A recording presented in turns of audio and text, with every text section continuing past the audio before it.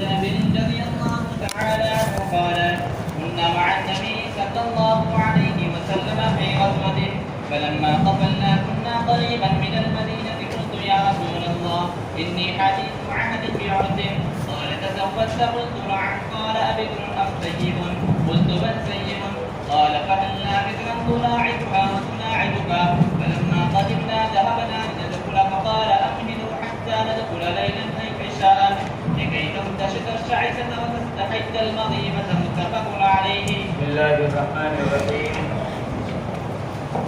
پہلی روایت حضرت جابر بن عبداللہ رضی اللہ تعالی عنہ سے نقل کی گئی. جابر ابن عبداللہ ابن عمر، ان کی کنیت میں مختلف اقوال ہیں. بعض حضرات نے لکھا ابو عبداللہ، بعض نے لکھا ابو عبد الرحمن، بعض نے لکھا ابو محمد. یہ مختلف اقوال ہیں ان کی کنیت کے بارے میں. حضرت جابر رضی اللہ تعالی عنہ سے فرماتے ہیں میں نے حضور اکرم صلی اللہ علیہ وسلم کے ساتھ 19 غزوات میں شرکت کی. بدر میں اور احد میں شریک نہیں ہو سکا کیونکہ میرے والد نے مجھ کو منع کر دیا تھا. پھر جب والد شہید ہو گئے تو والد کی شہادت کے بعد پھر جتنے غزوات اللہ کے نبی علیہ السلام نے فرمائے میں تمام غزوات میں شامل رہا.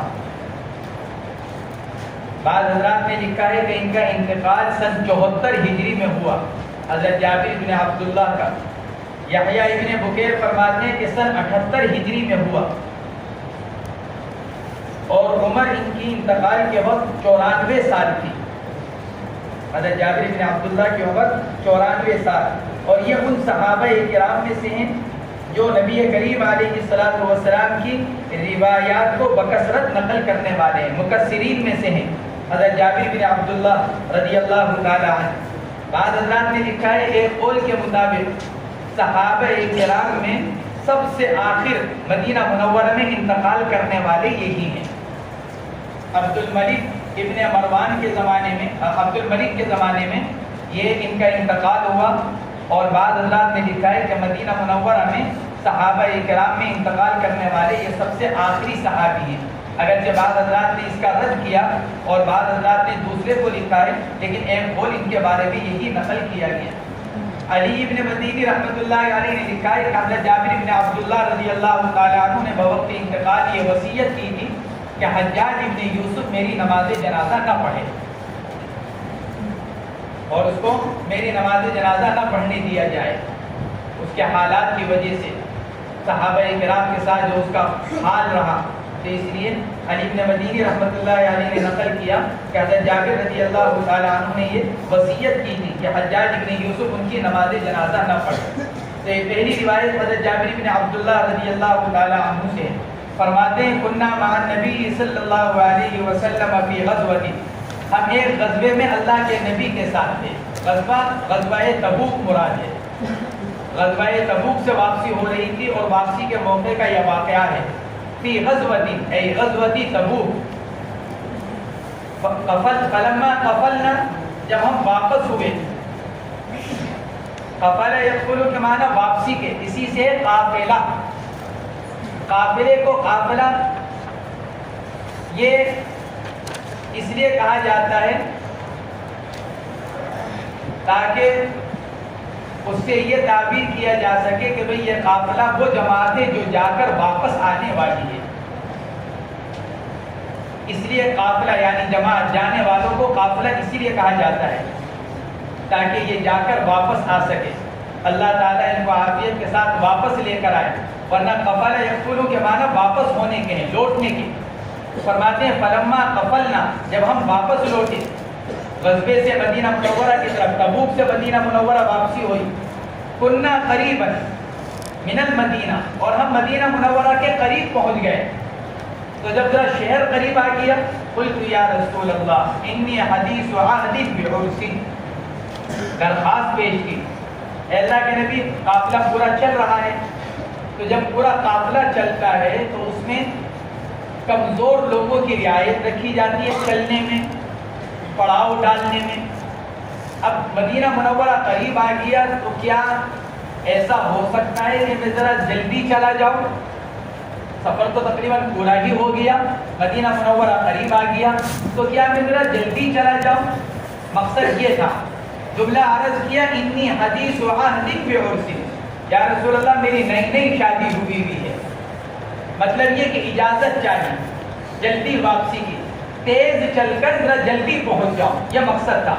انی حدیث و عہد بعرس، کہ میری شادی کا ابھی نیا نیا زمانہ ہے، لہٰذا کیا پہلے تیز چل کر پہلے چلا جاؤں؟ یہ اجازت چاہیے. قال تزوجت، ارشاد فرمایا کیا نکاح کر رکھا ہے تم نے، شادی کی؟ حضور پاک علیہ السلام کو حضرت جابر بن عبداللہ کی شادی کا علم نہیں، اور یہ بھی بات نہیں کہ شہر الگ ہے، شہر ایک ہی ہے. حضرت جابر بھی مدینہ منورہ میں، حضور اکرم صلی اللہ علیہ وسلم بھی مدینہ منورہ میں. اس کے باوجود حضرت جابر بن عبداللہ اللہ کے نبی علیہ السلام کو اپنی شادی کی دعوت تو کیا دے، اطلاع بھی نہیں کر رکھی ہے. اپنی شادی کی دعوت تو بہت دور کی بات ہے، یعنی دعوت کا نمبر تو بعد کا ہے. پہلا نمبر تو اتنا ہی ہوتا ہے، آدمی بڑے کو جا کر کیا کہتا ہے، حضرت میری شادی ہے دعا فرما دیجیے. آپ تو بس یہیں سے دعا کر دیجیے، آپ کو اس کی تکلیف نہیں دوں گا کہ آپ وہاں تشریف لائیں. لیکن آدمی آ کر اطلاع کرتا ہے. لیکن یہ صحابہ کرام کی شادی کی سادگی کی علامت کہ انہوں نے اپنی شادی کو ایک ضرورت سمجھ کر وہ اس کو پورا کیا کرتے ہیں. اور جس طرح ضرورت کے پورا کرنے میں دوسرے لوگوں کو دعوت دینے کا اہتمام نہیں کیا جاتا یا اطلاع دینے کا اہتمام نہیں کیا جاتا، یہی حال ان کی شادی کا بھی تھا. اس لیے حضرت جابر بن عبداللہ نکاح کر رہے ہیں اور اللہ کے نبی کو اس کا علم بھی نہیں. سوال فرما رہے ہیں تزوجت، ارے بھائی کیا شادی کی تم نے؟ عرض کیا نام. تو یہ صحابہ کرام کی سادگی کی علامت ہے یہ شادی، اور اس بات کی علامت کہ ان کے ہاں بہت اہتمام نہیں ہوتا. ہمارے نانا جان حضرت دیوان انعام الحسن صاحب رحمۃ اللہ علیہ نے اسی طرح کسی نے پوچھا ان سے، کسی تعلق والے نے، مرید نے، کہ حضرت شادی کیسی ہونی چاہیے، ایک مسلمان کی شادی کیسی ہو؟ فرمایا بہت زیادہ جھگڑا کرنے کی ضرورت نہیں، شین کے 3 نقطوں کو ہٹا دو. یہ فرمایا ہے کہ بہت زیادہ اس میں فکر کرنے کی ضرورت نہیں، بلکہ شین کے 3 نقطوں کو ہٹا دو تو بس وہ سادی رہ جائے گی. لہٰذا شادی سادی ہونی چاہیے. یہ جواب بھی ارشاد فرمایا. حضرات صحابہ کرام کا معمول یہی تھا. صحابہ کرام ضرورتوں پر کم خرچ کرتے تھے، دین پر زیادہ لگاتے تھے. آج مسلمان ضرورتوں پر سب کچھ لگاتا ہے، دین پر لگانے کو تیار نہیں ہوتا. وہ آدمی جو اپنی شادی پر 50 لاکھ روپے خرچ کر دے گا، لیکن اگر دین کا کوئی تقاضا اس کے سامنے رکھا جائے تو مشکل سے 10,000 روپے نکلیں گے. 50 لاکھ روپے ایک شادی پر خرچ کر دے گا. اور بعض اوقات جب شادیوں پر بیجا اسراف کیا جاتا ہے تو پھر اللہ رب العزت بھی اس شادی کو ایسا ناکام کر کر دکھلاتے ہیں کہ 2-4 دن میں ہی طلاق کی اور علیحدگی کی نوبت بھی آ جاتی ہے. ہمارے دلی میں ایک بہت اچھے تعلق والے ہیں، 2 سال پہلے انہوں نے اپنے بیٹے کا نکاح کیا. بڑے پیسے والے ہیں، دیندار بھی ہیں، ایسا نہیں کہ دیندار نہیں ہیں، دیندار ہیں. بیٹے کا نکاح کیا. بیٹا ان کا بہت چہیتا، چھوٹا بیٹا، بڑے کی شادی ہو چکی تھی، چھوٹے کا نکاح کیا. بنا مبالغہ 1 کروڑ روپے خرچ کیے ہوں گے انہوں نے اپنی شادی پر، لیکن وہ شادی 1 ہفتے سے زیادہ نہیں چلی. دلہن ایک مرتبہ آئی، رخصت ہو کر ولیمہ ہوا، ولیمے کے بعد جب دوبارہ اپنے گھر گئی پھر پلٹ کر نہیں آئی، آنے سے انکار کر دیا. تو 1 کروڑ روپے کے اوپر پانی پھر گیا. اسی لیے دین اسلام شادی کو ایک ضرورت قرار دے کر سادہ طور پر کرنے کو حکم دیتا ہے کہ شادی کو سادگی کے ساتھ انجام دیا جائے. اعظم النکاح برکتاً ایسرہ مؤونۃ، سب سے بڑی برکت والا نکاح کون سا؟ کم سے کم اسباب اختیار کیے جائیں. آدمی اچھا کرے، بڑا نہ کرے. اب آج شادی میں کیا ہو رہا ہے؟ جس کے اندر استطاعت نہیں ہے وہ بھی لوگوں کے طعنوں سے بچنے کے لیے، خاندان والوں کے عار سے بچنے کے لیے، اپنی ناک اونچی رکھنے کے لیے قرض لیتا ہے. اکثر اوقات سودی قرض لیتا ہے. کون دے گا ایک غریب آدمی کو 10 لاکھ روپے قرض؟ تو کیا کرتا ہے؟ بینک سے لیتا ہے تاکہ اپنی شادی کو ایسا کر سکوں کہ خاندان اور برادری میں میری نام رہے. پھر اس کا نقصان کیا کہ ساری زندگی گزر جاتی ہے، بلکہ اولاد بھی ایسی پھنس جاتی ہے اس سودی قرض کے اندر کہ زندگیاں گزر جاتی ہیں، وہ سودی قرض ادا نہیں ہوتا اور برکت الگ ختم ہو جاتی ہے.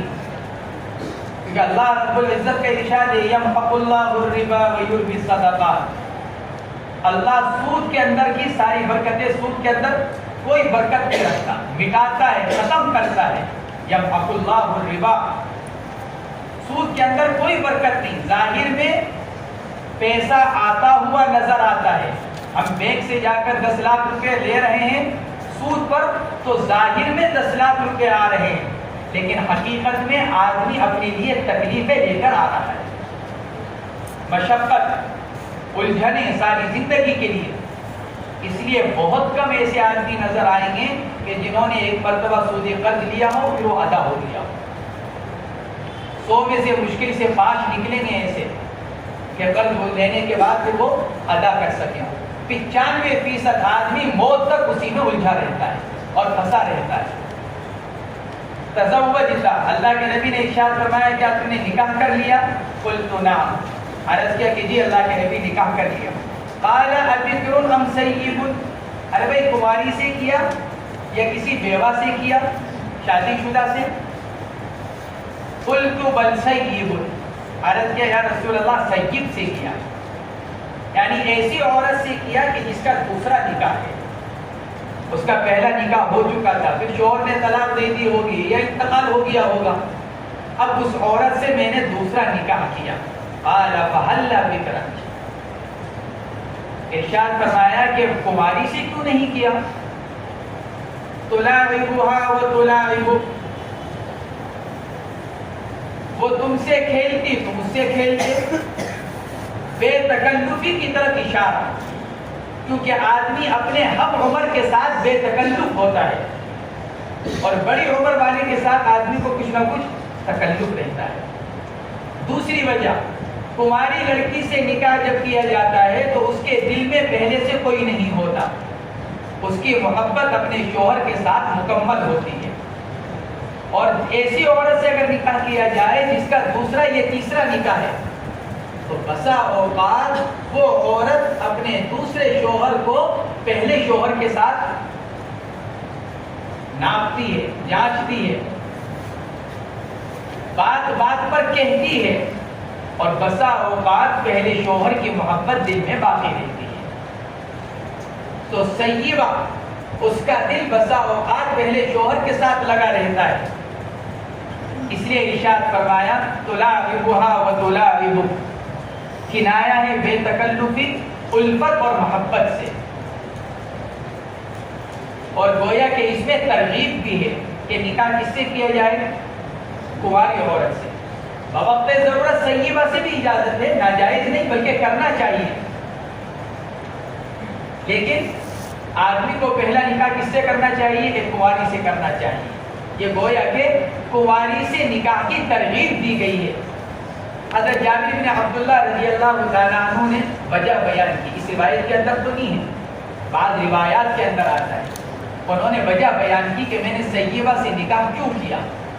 حضرت جابر بن عبداللہ نے عرض کیا یا رسول اللہ میرے والد کا انتقال ہو گیا، میری 8 بہنیں ہیں، اب گھر میں کوئی اور عورت نہیں، کوئی نہیں ہے گھر میں، تو 8 بہنیں ہیں. اب اگر میں کسی کنواری سے نکاح کرتا تو وہ بھی انہی کے ہم عمر ہوتی، اب آ کر انہی کے ساتھ لگ جاتی، گھر کا نظام سدھرتا نہیں. میں نے ایک بڑی عمر کی عورت کے ساتھ نکاح اس لیے کیا تاکہ وہ ماں بن کر میری بہنوں کی تربیت کر سکے. یہ وجہ بیان کی حضرت جابر بن عبداللہ رضی اللہ تعالیٰ عنہ. اس سے معلوم ہوا کہ بھائی کو اور گھر کے بڑے کو قربانی دینے کے لیے تیار رہنا چاہیے۔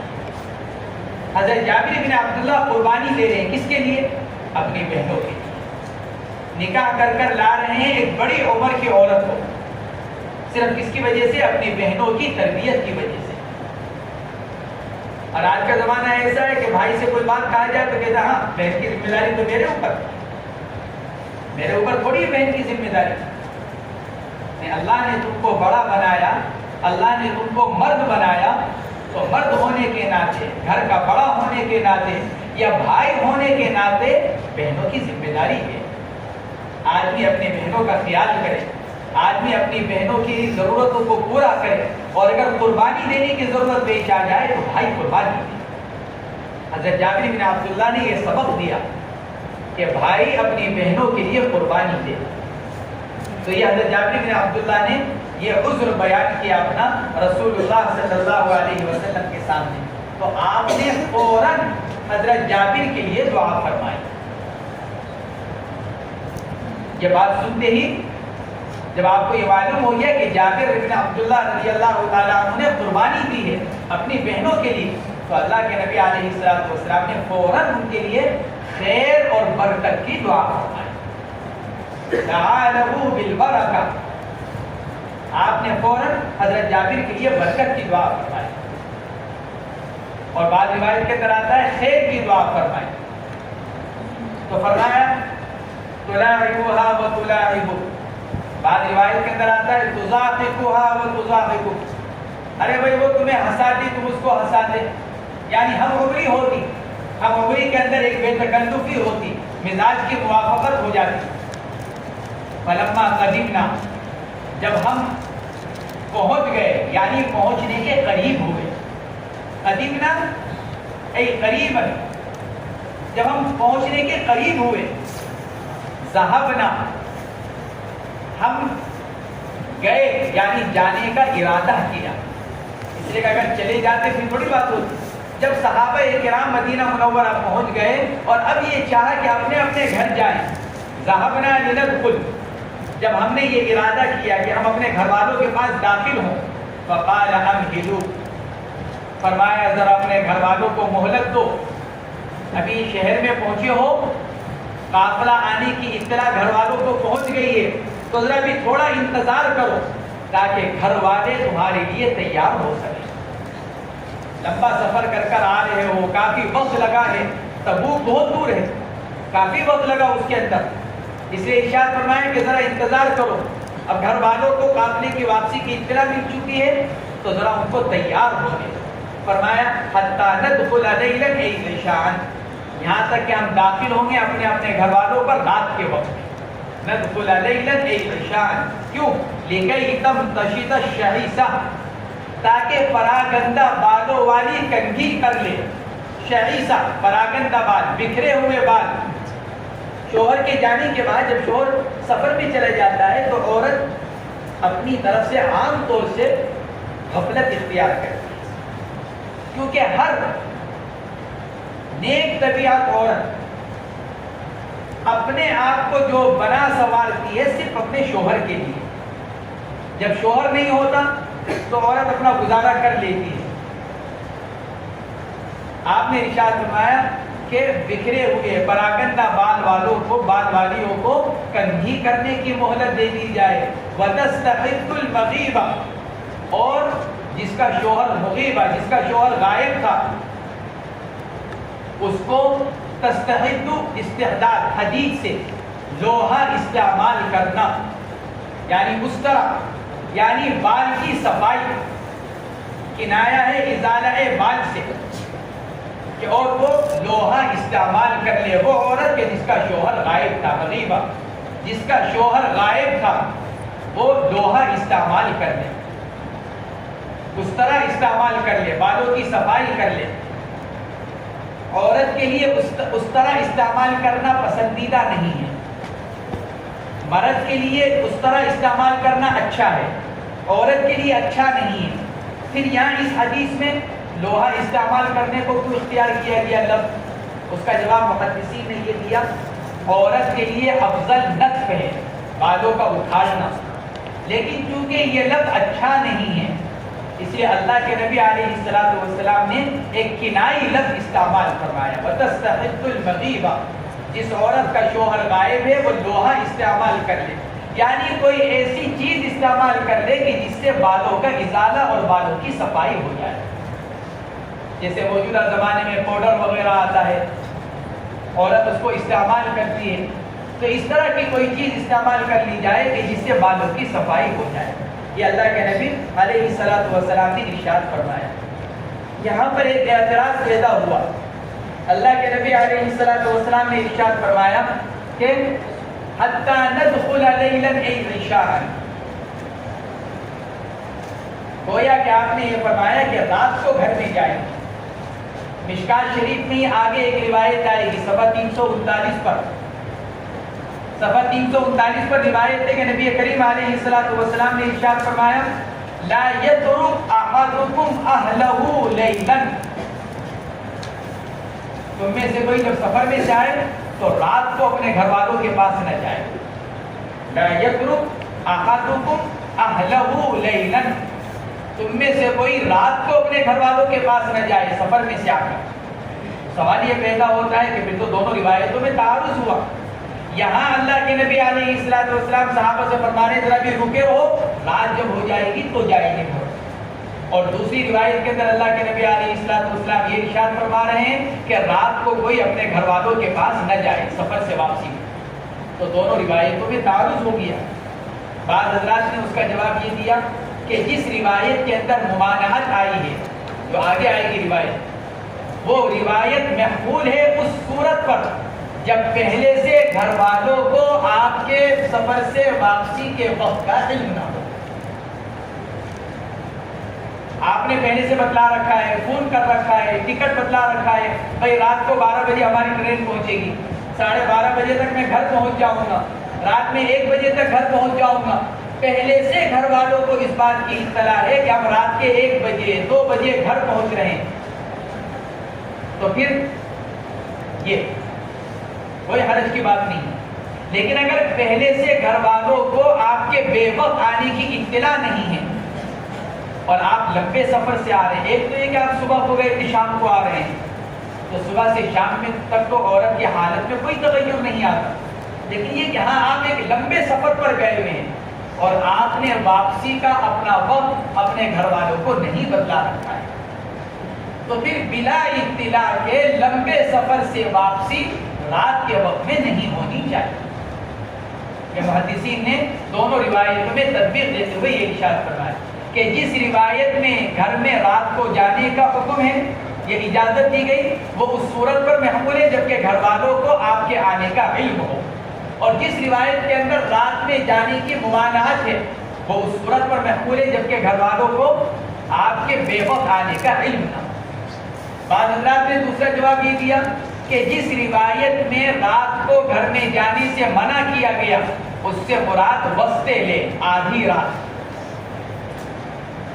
اور جس روایت میں یہ آتا ہے کہ اللہ کے نبی نے فرمایا کہ رات کو چلو، رات کو گھر میں جاؤ، اس سے مراد ہے آخر شام، مغرب کے بعد کا وقت، عشاء کے بعد کا وقت، وہ وقت مراد ہے. مصنف نے اللہ کے نبی نے حتی ندخل لیلا ای عشاء، گویا کہ ابتدائی رات کی بات ہے. اور جس رات میں منع، جس حدیث میں منع کیا جا رہا ہے لا یضرب احدکم اہلہ لیلا، اس سے مراد وسط لے، آدھی رات. جب رات کا اچھا خاصا حصہ گزر جائے، گھر والے آرام کرنے کے لیے لیٹ جائیں اور ان کو یہ خیال ہو جائے کہ اب نہیں آ رہے ہوں گے، تو پھر ایسے وقت میں بغیر اطلاع کے جانا یہ مناسب نہیں. یہ دونوں روایتوں کے اندر یہ تطبیق دی گئی. تو فرماتے ہیں لِكَيْ تَمْتَشِطَ الشَّعِثَ وَتَسْتَفِدُّ الْمَغِيبَ، تاکہ پراگندہ بال والی کنگھی کر لے اور جس کا شوہر غائب ہے وہ لوہا استعمال کر لے. گویا کہ مقصد یہ کہ وہ شوہر کے لیے کیا ہو جائے، تیار ہو جائے، زیب و زینت اختیار کر لے، غسل کر لے، کپڑے بدل لے. چنانچہ ایسا ہی ہوتا ہے جب شوہر کسی لمبے سفر سے واپس آ رہا ہو تو عورت کیا کرتی ہے، تیار ہو جاتی ہے شوہر کا استقبال کرنے کے لیے.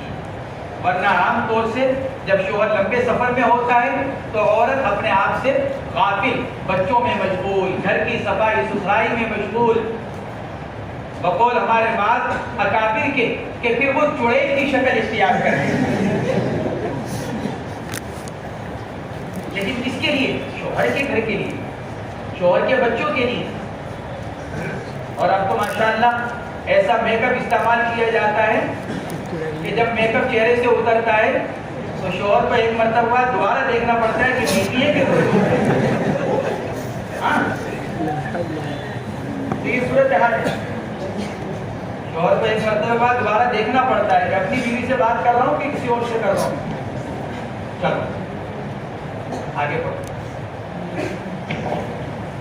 المثل الثاني وعن ابي هريره رضي الله تعالى عنه ان رسول الله صلى الله عليه وسلم قال ثلاثه حق على الله عونهم المكاتب الذي يريد الاداء والناكح الذي يريد العفاف والمجاهد في سبيل الله رواه الترمذي والنسائي وابن ماجه. فصل اول کے اندر مصنف علیہ الرحمہ نے صحیحین کی روایتوں کو نقل کیا، بخاری اور مسلم. بعض روایتیں متفق علیہ کی اور بعض روایت جیسے اوپر ایک روایت مسلم شریف کی گزری حضرت ابو ہریرہ رضی اللہ، حضرت عبداللہ ابن عمرو رضی اللہ تعالی عنہ کی، الدنیا کلها متاع وخیر متاع الدنیا المرأة الصالحہ. ایسے ہی آگے حضرت ابو سعید خدری رضی اللہ تعالی عنہ کی بھی ایک روایت مسلم شریف کے حوالے سے گزری کہ الدنیا حلوۃ خضرہ. تو مصنف نے فصل اول کے اندر صحاح کی روایتوں کو نقل کیا، بخاری اور مسلم. یہاں سے فصل ثانی کو بیان فرما رہے ہیں اور اس فصل ثانی میں مصنف علیہ الرحمہ نے سنن کی روایتوں کو نقل کیا. ترمذی، ابو داؤد، نسائی، ابن ماجہ، ان کتابوں کی روایتوں کو مصنف نے اس فصل ثانی کے اندر بیان کیا.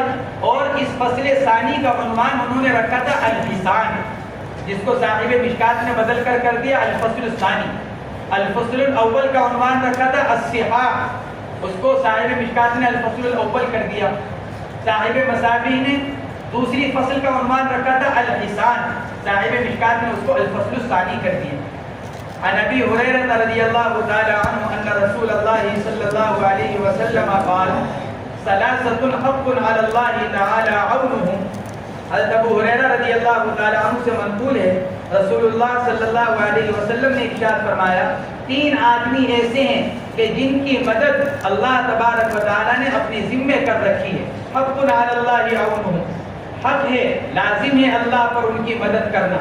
المکاتب الذی یرید الاداء، وہ غلام مکاتب وہ غلام کہلاتا ہے جس کو اس کے آقا نے یہ کہہ رکھا ہو کہ تم مجھ کو اتنا کما کر لا کر دے دو. تمہاری قیمت بازار میں 10,000 روپے ہے تو مجھے 8,000 روپے کما کر لا دو، تم آزاد. اس کو مکاتب کہا جاتا ہے. المکاتب الذی یرید الاداء، وہ مکاتب جو بدلے کتابت ادا کرنے کا ارادہ رکھتا ہو، اس کی کوشش میں لگا ہوا ہو. والناکح الذی یرید العفاف، اور وہ نکاح کرنے والا جو نکاح سے نیت کہیں کی رکھتا ہو پاک دامنی کی، زنا سے حفاظت کی، صرف خواہشات پوری کرنے کی نیت سے نکاح نہ کر رہا ہو بلکہ شرمگاہ کی حفاظت کی غرض، نکاح کی حفاظت کی غرض سے نکاح کر رہا ہو. والناکح الذی یرید العفاف، وہ نکاح کرنے والا جو پاک دامنی کے ارادے سے نکاح کر رہا ہو. والمجاہد فی سبیل اللہ، اور تیسرا وہ آدمی جو اللہ کے راستے میں جہاد کرنے کے لیے نکلا ہوا. اللہ تبارک و تعالی ان تین آدمیوں کی مدد کو اپنے لیے اپنے اوپر لازم کیے ہوئے ہیں. لازم کیے ہوئے حق علی اللہ، یعنی اللہ نے جن لوگوں کی مدد کا وعدہ کر رکھا ہے، ورنہ اللہ پر تو کوئی چیز لازم نہیں، اللہ پر کوئی چیز لازم نہیں. اللہ نے جن لوگوں کی مدد کا وعدہ کر رکھا ہے ان اشخاص میں سے تین یہ ہیں. اور اللہ چونکہ اپنے وعدے کے خلاف نہیں کرتا، گویا کہ اس لیے اس کو تعبیر کر دیا گیا لزوم سے. اللہ نے وعدہ کر رکھا ہے مدد کا اور اللہ اپنے وعدے کے خلاف نہیں کرتے تو گویا کہ لزوم ہو گیا. اسی لزوم کو تعبیر کر دیا جاتا ہے، اسی ایفاء وعدے کو تعبیر کر دیا جاتا ہے حق سے، لفظ حق سے. حق علی اللہ، ثلاثۃ حق علی اللہ عونهم، 3 لوگوں کی مدد اللہ نے اپنے ذمہ لازم کر رکھی ہے. گویا کہ اس میں نکاح کا فائدہ بیان کیا جا رہا ہے. نکاح کرنے والا جب پاک دامنی کی نیت سے نکاح کرتا ہے تو اللہ تبارک و تعالی کیا کرتے ہیں؟ نکاح کے ذریعے سے اس کو مالداری مرحمت فرماتے ہیں. یہ اسلامی عقیدہ ہے. غیروں کا عقیدہ اس کے خلاف ہے. غیر اسلامی عقیدہ یہ کہ نکاح کرنے سے محتاجگی آئے گی، کیونکہ مجھے تو خود کھانے کو نہیں مل رہا ہے، بیوی کو کہاں سے کھلاؤں گا، میری اپنی ضرورتیں پوری نہیں ہوتی، میں اپنے بیوی کی ضرورت، پھر بچے آئیں گے تو ان کی ضرورت. قرآن نے اس عقیدے کا ابطال کیا. إِن يَكُونُوا فُقَرَاءَ يُغْنِهِمُ اللَّهُ مِنْ فَضْلِهِ وَأَنكِحُوا الْأَيَامَ مِنكُمْ وَالصَّالِحِينَ مِنْ عِبَادِكُمْ وَإِمَائِكُمْ إِن يَكُونُوا فُقَرَاءَ يُغْنِهِمُ اللَّهُ مِنْ فَضْلِهِ. اللہ فرماتا ہے اگر یہ غریب ہیں، محتاج ہیں، تو نکاح کرنے کی وجہ سے کیا ہوگا؟ اللہ ان کو مالدار بنا دے گا. نکاح فقر و فاقہ نہیں لاتا، محتاجگی نہیں لاتا، بلکہ نکاح مالداری لاتا ہے. کیوں؟ میں ہوں پریشانیوں میں مبتلا، فقر و فاقے میں مبتلا، محتاجگی میں مبتلا. یہ عورت ہے، اللہ نے اس کی تقدیر میں بہت کچھ لکھ رکھا ہے، میری تقدیر میں تو نہیں ہے، لیکن اس عورت کی تقدیر میں لکھا ہوا ہے. وہ جہاں جائے گی اپنی تقدیر ساتھ لے کر جائے گی، کیونکہ اس کی تقدیر اس کے ساتھ ہے، میری تقدیر میرے ساتھ ہے. اب گھر میں ہوں تو میرے ساتھ میری تقدیر ہے، لیکن اب گھر میں ایک وہ عورت آ رہی ہے جس کی تقدیر میں اللہ نے وسعت لکھ رکھی ہے، جس کی تقدیر میں اللہ نے مالداری لکھ رکھی ہے. اب وہ عورت میرے گھر میں آ رہی ہے تو وہ اپنے ساتھ ساتھ اپنی تقدیر کو بھی لے کر آ رہی ہے. یہ اس کا مطلب إِن يَكُونُوا فُقَرَاءَ يُغْنِهِمُ اللَّهُ مِنْ فَضْلِهِ. اب اللہ جل جلالہ اس عورت کے گھر میں آنے کی برکت سے، اس کی تقدیر کی برکت سے گھر میں روپیہ لا رہا ہے، پیسہ لا رہا ہے، عزت آ رہی ہے، عہدہ آ رہا ہے، کامیابی آ رہی ہے اس عورت کی برکت سے. اسی لیے فرمایا إِن يَكُونُوا فُقَرَاءَ يُغْنِهِمُ اللَّهُ مِنْ فَضْلِهِ. تو اسلامی عقیدہ یہ ہے کہ نکاح سے مالداری آتی ہے، نکاح سے محتاجگی نہیں. اسی لیے صحابہ کرام جب کوئی ان سے آ کر اپنی محتاجگی کی شکایت کرتا، صحابہ کرام سے منقول ہے، متعدد صحابہ کرام کے پاس آ کر لوگوں نے اپنی محتاجگی کی شکایت کی، پوچھا شادی شدہ ہو کہ نہیں، کہ جاؤ جا کر شادی کرو. یہ جواب دیا شادی شدہ کہ نہیں تو شادی کرو، شادی کرو گے محتاجگی دور ہو جائے گی. کہ کیوں؟ کیونکہ اللہ کا وعدہ إِن يَكُونُوا فُقَرَاءَ، اللہ وعدہ فرما رہے ہیں. اب اللہ کے وعدے کا یقین کرتے ہوئے جو آدمی شادی کرے گا، اللہ کے وعدے پر یقین، اس یقین کے ساتھ جو آدمی نکاح کرے گا، اللہ تبارک و تعالیٰ اپنا وعدہ پورا فرمائے گا. اسی کو اس حدیث پاک میں بھی فرمایا جا رہا ہے الناکح الذی یرید العفاف. جو آدمی پاک دامنی کی نیت سے نکاح کرے گا اللہ اس کی مدد کرے گا. اور جب اللہ کی مدد شامل حال ہو گئی، آدمی دنیا کے اندر بھی کامیاب، آدمی آخرت کے اندر بھی کامیاب. اس لیے فرمایا گیا گویا کہ اس حدیث پاک کے اندر نکاح کی ترغیب اور ساتھ ساتھ نکاح کا فائدہ بیان کیا جا رہا ہے کہ نکاح کا فائدہ یہ کہ اللہ کی مدد نکاح کرنے والے کے ساتھ ہو جاتی ہے.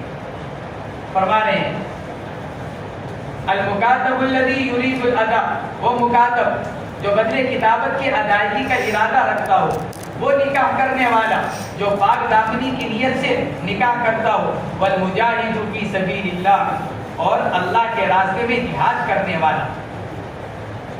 کہ اللہ تبارک و تعالیٰ کا وعدہ ان تینوں کی مدد کرنے کا ہے. اب جو اللہ کے وعدوں پر یقین رکھتے ہوئے ان کاموں کو کرے گا، اللہ تبارک و تعالیٰ اس کی مدد فرمائے گا. رواہ ترمذی و النسائی و ابن ماجہ فرماتے ہیں اس روایت کو امام ترمذی